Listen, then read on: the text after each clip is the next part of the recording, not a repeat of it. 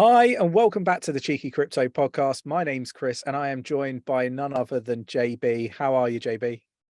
Very well, thank you very much. Just obviously, we've just came off the back of some good news this week. Very excited for those of you that do not know. I am joining Cheeky full time as of the 1st of February. It'll be a baptism of fire. We'll go over that later in this podcast, but yeah, super excited to be joining up full time. Taking a big step, but yeah, this is going to be good. I'm looking forward to it. How are you, Chris? You good? Yeah, I'm good. I'm like over the moon. You're joining the team. I think it's the first thing to sort of get out there and yeah. Look, we've got I guess a habit of employing from within the community, which is great, and this kind of like a tradition that we kind of want to keep going really, and yeah, big part to play in the team, and all that wonderful stuff with the technical analysis. Obviously, you'll be on the podcast more regularly with myself, which is great. So yeah, look, really excited about this. I think it's definitely going to fill a void in the Discord for Patreon members with the technical analysis, because we will have JB and Festoon doing the TA right throughout the day. So any sort of I guess backlog will be cleared up pretty quickly, and yeah, looking forward to seeing how everything plays out. It's going to be good. I did tell you guys though, like, not only are we investing in the market, invest in yourself. That's what I've been doing for the past while, learning, constantly learning. See the little cheeky certificate right behind me right there. Yeah, invest in yourself. It's it's a little bit of advice here. Just because you invest in the market doesn't mean you can improve yourself. Invest. So that's obviously what I've been doing. I've been learning, and it's paid off. Very confident doing a bit of TA, enjoying the lightweight theory. When I was going through the course, I was like, I know this bit, and then on to the next part, I was like, I know this bit. But yeah, now everything's starting to click here. Then we sat down with Festoon, had a few sessions, the one-to-one sessions with Festoon, and we were just like, you know what, this is working. This is really good, and obviously the magic happened from there. But yeah, spend the time, just invest in yourself, learn what it is you need to learn. You're trading in a market here. Why are you trading and possibly not knowing what it is to look at? Spend the time, invest in yourself, and beautiful things happen, and that's exactly what's happened here. Yeah, I think the cheeky cryptoschool.com has really helped a lot of people when it comes to learning Elliott wave theory, risk management, how to build a portfolio. And obviously you've got Festoon, who's a fantastic analyst, doing one-to-one coaching as well. So you've got the ability to do the course and brush up on maybe one or two parts that perhaps don't resonate well with you for first time, and Festoon's fantastic. So yeah, look, it's definitely an example of what can be achieved if you actually spend that time investing in yourself, for sure. Definitely. I mean, I was sitting with a few things going into the one-to-one sessions. I was like, I wasn't really sure with some like diagonals and some of the triangle formations. And it wasn't until we actually went into it, I was like, look, after Festoon explained, like the key principles of it. Obviously, we have the cards in the Discord to look at, but it's not until you get like the clearer understanding of it, and it's like, you know what, it's easy to say it's simple because it's not simple, but it also is. When you see it, it just starts clicking. You can pick them out in the charts. So the one thing that I did, which is a bit extreme, but I did it just purely for practice, was I took the full chart for rows and I charted that from day one till day today. This would have been obviously last Sunday, I think it was. I got up till about then, and I charted every movement on the hourly, the 4 hour, the 8 hour, the 1 day, the 1 week, and I completely charted that from day one up until, I'm sure it was last Sunday.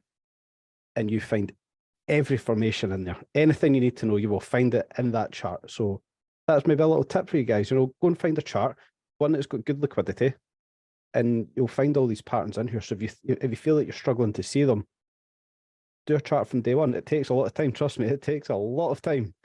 But if you really want to learn it and you want to put maybe an hour or 2 hours in per night or every other night, grab a chart, start from day one, work your way through it. You'll find it. And yeah, I felt that helped a hell of a lot. Yeah, definitely would. And yeah, look, I think you just have to jump in the Discord and ask people that have done the course. Don't take our word for it. Go ask the community. They will tell you straight away whether it was worthwhile or it wasn't worthwhile. And the feedback we've had's amazing. So definitely go do that. I think as well, other things to, updates to maybe just mention. We've got the Cheeky Crypto newsletter. The first one will be at the start of February. We're hoping and aiming for the 1st, which I believe is a Wednesday. Definitely want to be subscribing to the newsletter, which is absolutely free. We are trying to build a newsletter that is going to be the first email that you want to open as soon as it comes through into your inbox. And I've got a really, really fun and engaging, I'm going to say opportunity. Yeah. That will be potentially covered in that first newsletter. So definitely pay attention to that newsletter, because there's going to be some real nuggets of decent information put in there, and some really good opportunities. Definitely is. I think you hit the nail on the head there. It's a good opportunity. But what we want to make different with this newsletter, as Chris said, we want it to be the first to open. I'm guilty as a lot of others that I don't look at a lot of newsletters. There's a few I do subscribe to, and they're quite good. But we want to make this one the one you look at, the one to open, the one you cannot miss out on, because there's going to be little snippets that you cannot miss out on. But we sat, myself and the other cheeky staff members, we sat the other day, just on a call, ran over some cool ideas. There is some really cool ideas coming into this one. So definitely, guys, subscribe up to it. It is one you do not want to miss out on. Literally cannot say too much right now, but you really do not want to miss out on it. It's going to be pretty cool. Yeah, it is. And obviously it's led by the team, which is really important, that we sort of articulate to people that Cheeky Crypto is more than just Nick and Chris. There's a whole team here that are very, very good at what they do, putting a lot of work into to make some really magical things, like the newsletter and the stuff that's going to fall out from that newsletter, if that makes sense. So yeah, look, excited about this stuff. I'll drop a link in the description of the video and the podcast for you to have a look and subscribe to that if you wish to. We have also got some additional allocation for the private sale for hypercycles. So hypercycle, we got a pretty sizable allocation the first time round, and it sold out really, really quickly, both the nodes and the tokens as well. Richie from 𝗕𝗘𝗪𝗔𝗥𝗘 has managed to get some additional allocation. I think it's about $50,000 worth, plus some nodes. So these are going to be available for Cheekyverse NFT holders and Diamond Pass NFT holders. So the Diamond Pass NFT is available in the Discord for the current NFT holders. They can have an opportunity to purchase it before it goes out to the public. And I'm probably going to look to release that opportunity to the rest of the Discord. So if that's something of interest, definitely jump in the Discord. Link is in the description of the video. Now, I kind of feel like we've gone over quite a lot of stuff, but we haven't even touched on any of the news, so we're probably like 15 minutes in now. It's not even just that though. There's like, I know we do say this fairly regularly, but there is so much going on in the background. There's so much still to come out over the next few months within Cheeky Crypto. So you guys that have stayed about, you guys that have joined up, this is for you. Chris and Nick have worked incredibly hard to build this. We as a team are all working very hard to continue to build this. And you as a community are helping that happen by staying here, joining up, staying engaged. Stay around, continue to do so. We're not far off a bull market, and there's more to come from Cheeky Crypto. Just, hang tight. Like this opportunity in the newsletter. I am so hyped for it. It's going to take a few weeks before it happens, but yeah, it's going to be a bit of fun. But I also think it's an opportunity. Yes, definitely. Like, right, before we do say any more, we'll stop there, because yeah, what we'll do now, we will quickly dive into the market, because as we know, this market has been ludicrous recently. It has. We are now 1.05 trillion market cap, according to CoinMarketCap. which is absolutely insane. I've never seen it going this high. This is a bear market rally. There's no doubt about it. We're seeing obviously a lot of FUD on Twitter. There's some speculation with some members in the Discord, which is rightly so. Feel free to speculate on it. But there's a lot of metrics right now showing that this is just a bear market rally. Nick put out a phenomenal Bitcoin video on Saturday, which would have been the 21st, diving into all the metrics as to why this is just simply a bear market rally. A few things I would like to go over. 1.05 trillion market cap. It's huge, but it's just a bear market rally. Fear and Greed Index. Said I'm going to cover this. I'm going to continue to do so. We've now jumped up to 53. We're in a neutral point in the Fear and Greed Index. So just to recover, if we're at 1, it's super green. We're going to the moon. If it's at red, it would be 100. We're going, Bitcoin's going to 0. So we're at 53. We're right slap bang in the middle of the market. Nobody knows what is going on. And why is that? Well, let me tell you. Bitcoin right now on the weekly, according to the stochastic RSI, overbought. The daily, overbought. The 8-hour, overbought. The 4-hour and the 1 hour, they're jumping about. But, the big time frames that matter right here, they're all overbought. Telling us what exactly? The market is due to correct. The thing is with all of this, if we just rewind a few podcasts, I did say to expect some bear market rallies. Like it was coming, it was time. And I also, been talking about the fact that we need to think about who benefits right now from this, insane pump to the upside. Like who is, to benefit the most? Like who needs liquidity? Who needs to potentially sell some of their exchange tokens or lending platform tokens? Who's been struggling? Who's on the verge of bankruptcy? Looking at FTT up 140%, I think we highlighted on one of the podcasts. And who's buying that shit? Like who's speculating on that shit? One that's really got me right now is Solana. Solana has skyrocketed in such a short period of time. I mean, I'm just going to quickly look here for fact. We dropped to $8 on Solana. And as we talk right now, it's trading at $25 over the course of a couple of weeks. Solana skyrocketed. Again, it's just all part of this bear market rally. Yeah. I personally see it as some short opportunities coming up very soon. Again, I'll go into this in a minute, why I can see this happening, but this is a bear market rally. Yeah, I think it's heavy manipulation as well. I think that it's interesting, Solana, that you call Solana out, because I saw a post on Twitter about how influencers, and like we were tagged in there.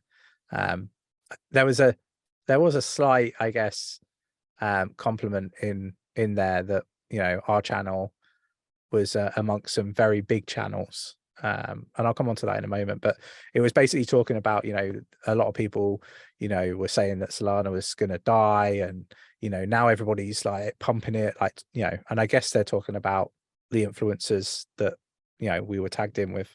So I replied saying, like, clearly you haven't been watching Cheeky Crypto, because I said I highlighted to basically short Solana when it was like $36, and at the same time I was saying I don't think it's going to die, and I really don't think it's going to die. I think it's going to go on and it's going to do all right. But I was kind of at $36 saying I expect sub $5.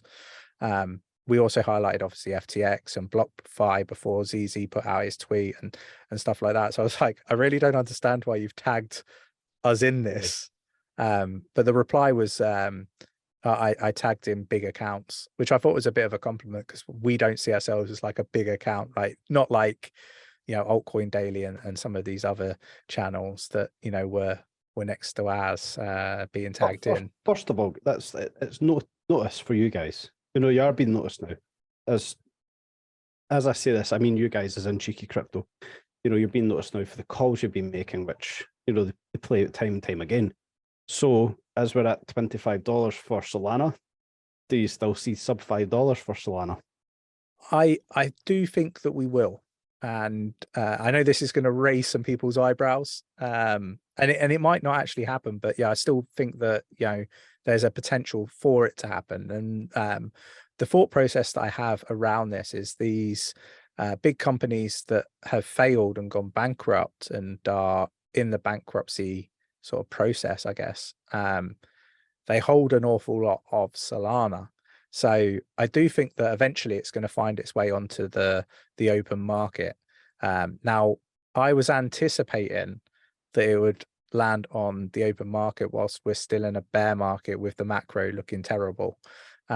So yeah, I'll caveat the sub $5 for Solana, that when that comes on to the open market, we're still in a bear market and the macro doesn't look good. Yeah. If it does, you know, and we don't know what that's going to look like, right? We don't know when that actual pivot's going to happen. I don't think it's going to happen right now, as many people are making out that it will. The US might be forced to do something, which is because they've hit their debt ceiling. I think that was a few days back. So they might have to do some stuff to be able to basically service that debt. So there's a few moving parts to really, you know, so you are kind of guessing, but, you know, even, you know, sub $5, I wasn't that far off if $8 was the low for it. You know, where we were talking, you know, $36 before the crash of FTX, and you know, people were calling me all sorts back then. So yeah, I think people will have more understanding now listening to me than when I was saying to short it at like $36. Definitely. So I think obviously now would be a good time to jump into why we can see the market going back down. So a few things obviously I would like to cover off here. Like obviously tell you guys all the time, every week, every Sunday, I put out a little chart in the Discord for the week's events. Now, the next 2 weeks are very juicy. I touched on this earlier when I said I start on the 1st of February. I'll tell you why this is going to be juicy. But first of all, this week coming up, we have quite a lot of inflation rates coming out around the world. We have the GDP rate for quarter 4 for the USA and the core price index for December for the USA. All good things that may move the market. But this isn't going to be the key one. The key one for me is the following week, which commences the 30th of January. This is going to be a huge week in this space. I feel this may be the week we see the turn. Don't quote me on that. It may happen before, because obviously what's going to happen this week. But I do see the week commencing the 30th of January to be a big turn. Now I'm going to quickly go through a quick list here of a few things that are happening. So we have more inflation rates around the world, more unemployment rates for January for obviously countries around the world. The GDP rate for the euro area, I think that's going to be quite important. Consumer confidence for America for the month of January. The core inflation rate for the euro area, very interesting. Now this one's going to be the big one, is the Fed interest rate decision for America. That is on the 1st of February, the day I start with Cheeky Crypto full time. On the 2nd of February, we have another 2 interest rate decisions from Bank of England and the ECB, which is the European Central Bank. And then to finish that week off, which is going to be blood, will be the unemployment rate on February the 3rd, which is a Friday. So that week is going to be huge, in my opinion. So obviously, a number of things I just listed off there. If you missed any, just quickly go back, read through them. The charts will be in the Discord. I can see where this market's going to move. It's all these announcements coming out around the world, big ones from America, big ones from Europe. Yeah, there's possibly a turning point on the horizon, and I can see it starting, yeah, not this week coming, the next again. Yeah, it's going to be very, very interesting. What interested me earlier was Genesis bankruptcy will be quick and efficient, says the interim CEO. Yeah. When has anybody seen a bankruptcy that is quick and efficient? I mean, nobody gets paid if it's quick. You know, not what they normally get paid anyway. unless it's a fixed rate, of course. I mean, how could it possibly be quick? There's a hell of a lot of money going here. Any bankruptcy, in my eyes, in my opinion, any bankruptcy takes a long time, to process, to go through, to finalise. Everything else that's tied up inside it, because it's not just a little company here. This is Genesis. Genesis are huge. Was it around about 3.6 billion they have to repay creditors? Yeah, I think it's around that. It was an obscene amount when I did a video on it. Yeah, it's sizable, and you've got other opportunities for people with like CoinDesk, for example, being floated around for sale. Yeah. So yeah, there's lots of opportunities to get into some well-known companies on what I would like to think is the cheap. I mean, I don't think 200 million for CoinDesk is quite right. But yeah, we'll see where that lands. Obviously, we can also see what else is tied up in here with Genesis. Now, I've not been on the podcast since Genesis, the news broke, which is, it's a little bit frustrating. I wanted to get on, but, as you guys know, a lot of things have happened recently, so we've just not really had the chance to do things. I had to sort some things out personally. But we have the likes of Gemini, 𝗕𝗘𝗪𝗔𝗥𝗘, Cumberland, all tied up here as well. 3.6 billion is the number that's been floated around. It's just so crazy that this has been allowed to happen. Even after the likes of FTX, the likes of Luna, that we're still seeing this kind of thing happening. It's just, what was it? It was January the 20th that the bankruptcy was filed for Chapter 11. Now, I mean, I'm literally kind of lost for words here that this is going to happen.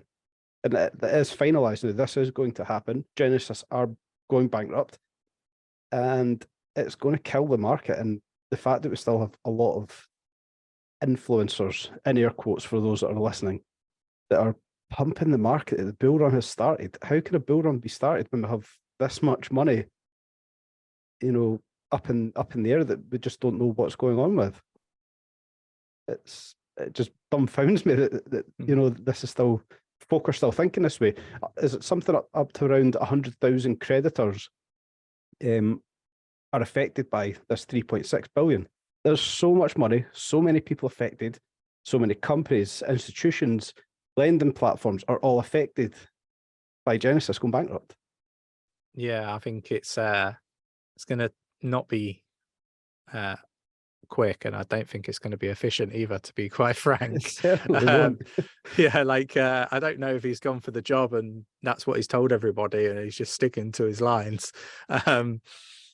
But yeah, look, I don't believe that that's going to be quick and efficient. To be honest, One thing that caught my eye with Genesis. Sorry to interrupt you there. Before they filed the bankruptcy, a few transactions they made, and it really jumped out to me.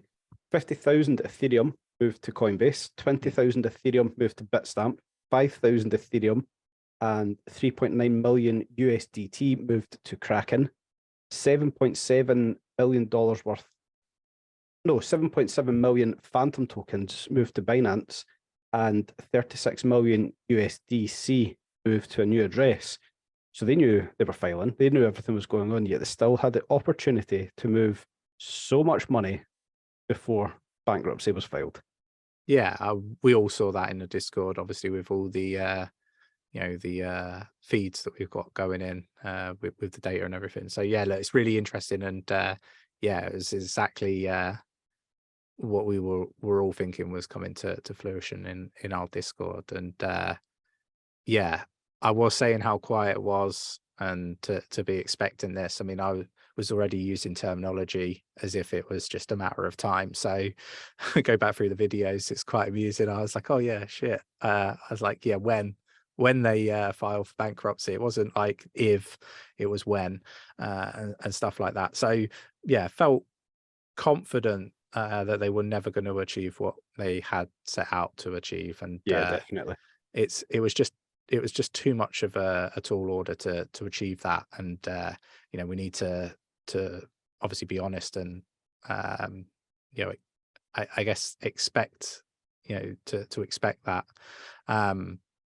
but hopeful that they could do it, right? Like nobody wants to see anybody fail. At least that's my perception of the lay of the land. The other thing that caught my eye, which on the face of it seems really, really big, is this stuff around Binance users unable to transfer below 100K via Swift from the 1st of February. I think this is the signature bank only. And I'm led to believe that it's actually not as significant as it may be perceived. It's like 0.1% of people that use this. One quote here as well, it's saying obviously the crypto exchange blamed, obviously the crypto exchange here being Binance in question, the crypto exchange blamed the new decision on an unnamed banking partner. It said the bank was restricting access for all of its crypto exchange clients. As of press time, no new exchange had announced a similar restriction. So this is unique to Binance. Less than 100K, so $100,000, cannot be moved via Swift. So I think since, I guess, this came out, there has been further updates. So there are other exchanges that this impacts. It's not just Binance anymore. Right, okay. I can't remember the name of them all. But it's still only 1% of people that use this. So I don't think it's as big as people perceptionally believe. So but could we obviously see a snowball effect off the back of this? For whatever reason it is they've done it, I still can't understand why it would be put into place, but could we see a snowball effect come off the back of this? Could other exchanges implement the same restriction? And hey, let's look at a bullish side of it. Could this be really bullish for XRP and Ripple? Moving in, diving in on top of Swift banking here. I'm looking for the good side of it as well. Yeah, I just think that it's obviously terrible for that 1%, like 0.1% of people, but I don't think it's a big deal. I think this bank potentially has a lot of exposure to crypto, and I have mentioned, and it's going to become more apparent, non-crypto companies are going to be heavily impacted and filing for bankruptcy soon as well. Some already have, which I highlighted in yesterday's podcast, I believe, or the main channel yesterday. So yeah, like there's going to be banks that are also struggling because they've got too much exposure to crypto, and maybe this is just this particular bank's way of poorly handling a situation. I don't know, maybe. But yeah, look, I think the exchanges will just find another route in. It's one of those, like, you have to be agile, and the exchanges that aren't agile in their approach to, when shit hits the fan, won't be here in the future. It'll really just be the ones that are able to navigate better because they are working in a more agile way. So look, I don't think this is a huge thing, but time will tell, right? Maybe I'm wrong. Who knows? Yeah, definitely. It is always obviously one of those things that we have to cover on here, because the 1% may be watching today, they may be listening. So we do feel for you. We do see it as very unfortunate, but I do trust that there'll be a loophole here. There'll be another way of doing things. So yeah, not overly concerned by this. But again, if it were to become a snowball effect here, we do see hopeful bullishness for the likes of XRP and Ripple. There's always good things to come off the back of this if it did snowball. So it's not all doom and gloom here. But I think I'll quickly move on now. And it wouldn't be a podcast without talking about FTX. Has to happen. Has to happen.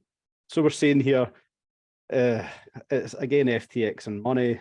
It's just every single time.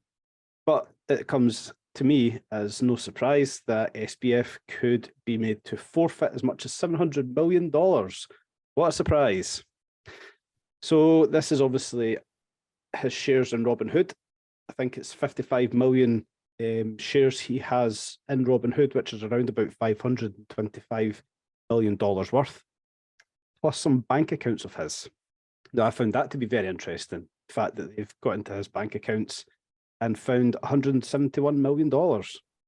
Just $171 million lying about. Hold up here. Like, I'm pretty sure he just said he had like one credit card with like $100,000 on it. Very much so. But Oh, apparently there is a bank account tied to SBF with $171 million in it, and it looks like it's going to be seized by the US government. And that deserves a big round of applause. It definitely does. I mean, look, you clearly can't believe a word that comes out of this guy's mouth, right? No, definitely not. Yeah, for sure. It's not the only thing FTX here. And this one, when I read through it earlier, it bugged me a little bit. Now, this is obviously all to do with the FTX court case, the bankruptcy case and everything. And the judge that's presiding over the case is now allowing Sullivan and Cromwell to litigate FTX bankruptcy. Now, that might be a name that's not really familiar to a lot of people. It may be to some. So the two names in question here is Sullivan and Cromwell. So they have ties to FTX. They have previous ties to FTX. The issue I have here is a conflict of interest. Judge John Dorsey, he overruled a claim lodged by FTX's customers.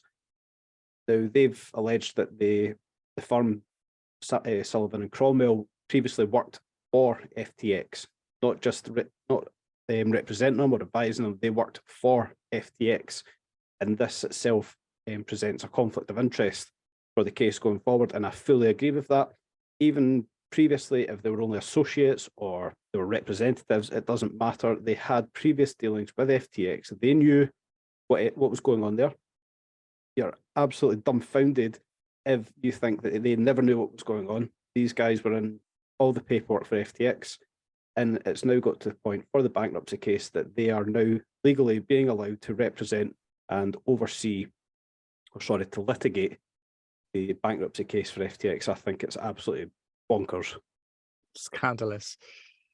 It really is. But like, what do you expect? I mean, like, I talk about the SEC a lot, and I kind of feel that they haven't really done anything to protect investors at all.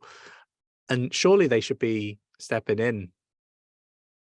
You know, it doesn't seem like it's a fair playing field. It certainly doesn't, but it just gets me that, you know, this is obviously the US government's allowing this to happen. So they now at this point know pretty much everything that was going on with FTX, Alameda, that goes on. And they will at this point know that Sullivan and Cromwell were we'll just call them associates for now of FTX. So how can they be allowed to litigate the case for their bankruptcy? It's absolutely Friends of friends. Friends of friends. It's like it's gotta be, you know, there's gotta be some very senior people heavily negatively impacted by that little anything brown that comes envelope out passed behind them under the table. Yeah. It's gonna be interesting to see what happens. Obviously the floating of the potential I guess reinstatement of that's probably the wrong terminology. What am I trying to say here? Reinstatement. That's the word I was looking for. Of FTX US exchange. I mean, like, it's just bonkers. Yeah, it really is. There is no other words. There is no other words right now. And I know it's a bit of a meme in the channel, but it is bonkers. It is. But the SEC are at it again, aren't they? Certainly are. Mango Market Exploit stole 116 million by manipulating securities, apparently. Yeah. So again, this isn't something I kind of know too much about here. Mango market exploiter Abraham Eisenberg. So basically saying the Mango token was manipulated to steal $160 million. This was released on the 20th of January. This article is on Unfiltered.com. Well worth a read. Just something a little bit different to FTX and Voyager and 𝗕𝗘𝗪𝗠𝗠𝗘𝗥𝗦 capital, you know, the usual stuff. It's just something else that's going on. Definitely worth a read here. But the head of the SEC and Assets and Cyber Unit, David Hirsch, he has he has left. Right, I've got my words mixed up here. He says that Eisenberg, his actions left the platform at a deficit when the security price returned to its pre-manipulation level. So after taking out all this money, essentially money was left there, and basically liquidated where he needed to liquidate to steal all this money out, and done a run on this market. Yeah, look, I'm pretty sure that the SEC could have found the same for various other individuals in the space, but chose not to, because if you play, you can play. Yeah, definitely. It's definitely a pay to play market. Well, it's the SEC's own iteration of the Hunger Games. Let's be honest, that's what's going on here. Oh, what is it? Nexo have paid their entry fee, and now they can have their lending program in the US. But like, hold on a minute, like, let's rewind. What about all those security sales? Yep. This seems to be the end thing with like a lot of these exchanges. But when Nexo pay their money, they can play. Yeah. Like, honestly, it's should be happening. Yeah, like, just my perception of how it looks. But yeah, is it worth talking about Shiba Inu? Make this kind of the last thing we cover off, because I know that it's one of Nick's, like, little pet projects. He does like this one. Yeah, Nick has been talking about it in the Twitch streams in the morning. I think he did say a figure he was going to put a speculative investment in. So what's your thoughts here, Chris? Shiba Inu, a layer 2. Well, Nick talks about shitcoins a lot, right? And I was saying, well, it's actually got some potential upcoming utility to this one, and obviously the layer 2 aspect of things has now sort of come to light and is progressing nicely. So yeah, look, I think it's got potential, but is it something like I would choose to invest in? If I was going to, it would just be for a laugh, and it would just be play money. It's not something that I would be, going degen, heavy into. Yeah, it's my opinion. What I'll tell you here is there is some folk that are going quite heavy into it.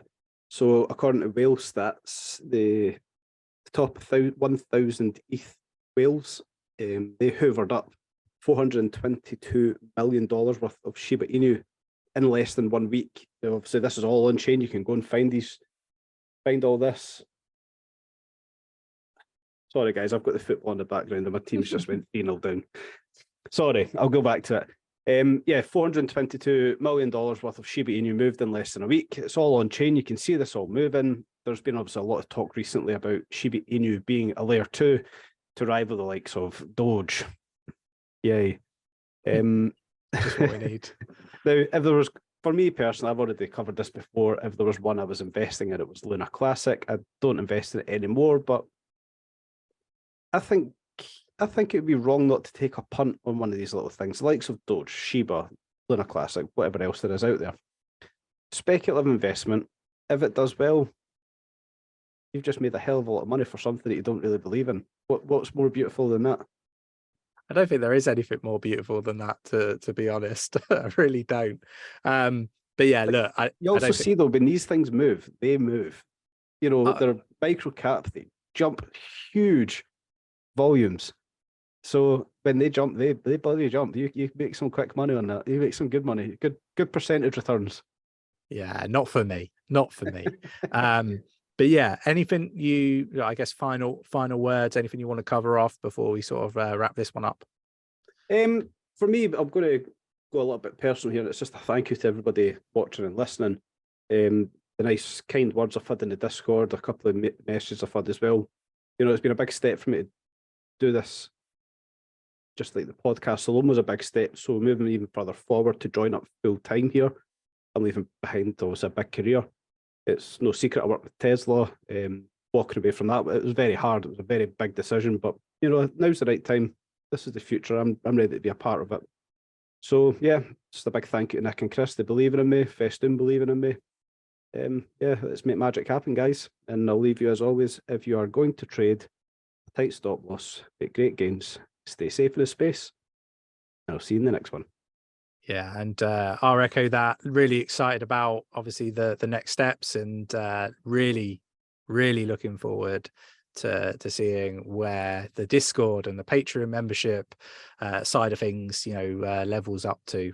Really exciting times. So if you haven't checked out the membership, do check it out. It's huge amounts of utility in there, loads going on. I think we've got an XRP quiz on Wednesday, just a bit of fun, but a bit of fun where you can learn about crypto at the same time. So if you're new in the space, or if you just want to have those bragging rights and think you know it all when it comes to some of these crypto projects, jump into the Discord and prove it. See if you can win the quiz. Loads going on, 2 AMAs each week, technical analysis on tap. And yeah, look, it's, if you go into the trader tier, we've got artificial intelligence trading ideas that are straight direct off of the charts that the technical analysts are putting out. So there's just so much going on. Check it out. If you enjoyed today's podcast, mash up that like button, subscribe if you haven't subscribed already, tap in that bell, selecting all the notifications so you never miss a video, and I will also catch you in the next one. Take care.